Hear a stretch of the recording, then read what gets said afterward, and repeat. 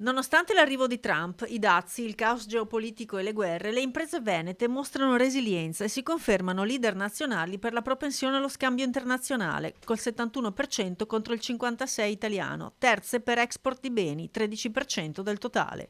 E quest'anno l'analisi ha incluso anche un altro settore. Abbiamo voluto quest'anno estendere l'indagine anche alle aziende di servizi e è stata sicuramente una decisione che ci fa piacere poi riportare nei dati, perché le aziende più performanti sono proprio quelle che hanno voluto passare da una logica solo di prodotto a una logica di prodotto valorizzato da servizi di supporto, quindi una sorta di servitization. Nonostante la volatilità e il clima di attesa nel 2026, le esportazioni sono attese stabili o in miglioramento, con scambi con i paesi target che restano Germania, Francia e Stati Uniti, ma con un'apertura al Mercosur che si prospetta interessante, a patto di fare rete. Alle imprese serve fare sistema, serve guardare oltre anche i confini nazionali, sicuramente i mercati più vicini, quelli più presidiati, Germania, Francia, Stati Uniti, ma guardare sempre più a quei mercati che sono opportunità, che ormai sono quasi certezze. Parliamo degli Emirati Arabi, del Messico, del Brasile,